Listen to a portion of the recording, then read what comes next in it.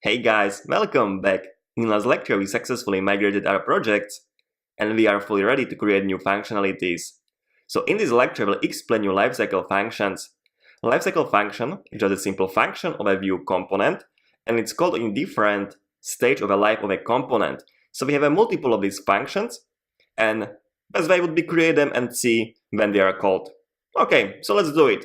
Let's navigate to our component, to our app Vue component. Let's scroll down here. And let's create this function. So I will create them before our methods. Okay, so let's make some space here and let's create first function. So first one will be before create. This one is called before our component is created. Okay, and let's put here some console log.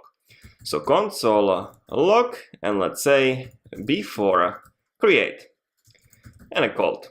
Okay, perfect, let's continue. And let's continue with created. Okay, when component is created, this function is called. So I will put here console logs as well. So created here. So created called. And I will copy multiple of these functions. So we don't need to write them all the time. So let's copy multiple of these functions.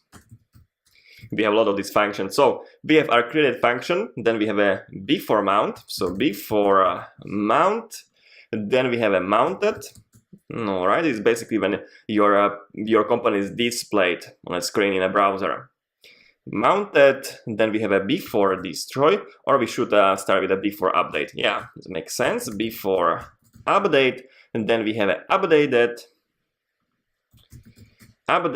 and then we have two more functions. So this one will be for a destroy. So this should be before destroy. So before destroyed and destroyed. As you can see, they have very nice namings. So also I will rename this console log. So before mount called, mounted called, before update called, updated called, before destroy called, and a destroy called, and don't forget a comma before a methods. Okay, perfect. Let's save everything and don't forget to run your development server. So navigate to your project root folder and let's run here npm run serve. And this will run our development server on localhost 8080. Okay, and I have here some issues. There are just warnings because I'm using here a console log and it's just saying unexpected console log statement because I have my lean rules and you should have this by default that you shouldn't use a console logs. We can override these rules. I will show you how in a later section. And you can use here aslin disable next line or aslin disable, and this should disable these warnings. So you have a little helper here. Okay, but yeah, let's go back to our browsers and let's run our application. And also, yes, I should show you this diagram. So this is basically these functions we just created and you can see when they are called. So when we create a new Vue instance, basically our component, first the events and lifecycles are initialized, then before create is called, then init and injection creativity is created, and then after that is a created called, and then it's a component mounted, then it's called a before mount. After mounting of a component, it's called function mounted. When a component is updated data, so when it receives no data through the props, then a before update called, and after updated is called, and when a component is destroyed, before destroy is called, and a destroyed is called as a last function. Okay, so let's go to our application. So let's go to localhost 8080 and let's see this function. So I will inspect this page because we should see some console logs. So console, and I will refresh this page. Okay, so you can see first one was called before create, created called, before mount called, and a mounted called. So there is an order of these functions, and each function has different purpose, but this purpose is defined basically by you, what you need to do in your component. So if you need to fetch some data, you can do it in, for example, created functions. Okay, so let's create here a new activity, and you can see now before update is called and updated is called because we changed some data in our component. So this function is called. Perfect. So let's use these functions and let's create some new functionality. We can go back to our coding editors and I will create here a new folder in src folder, and let's call this folder API. So I would like to simulate API calls, so calls to database or to our remote server to fetch some data. Inside of this API folder, I will create a new file, and this will be called index.js. And inside of this file, I will create just a simple function. So let's write here const. Let's call this function fetch activities. Just like this, you can write as this. So this is a function, or you can use here arrow function as this.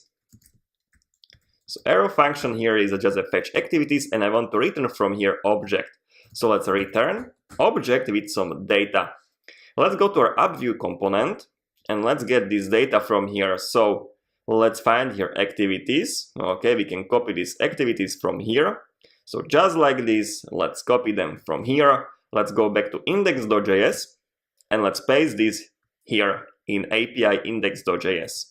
So paste it here. Let's indent it to left side. Perfect. Don't forget to export this function so we can import it to our app view component. So export const fetch activity is very simple. Let's save this file. Amazing.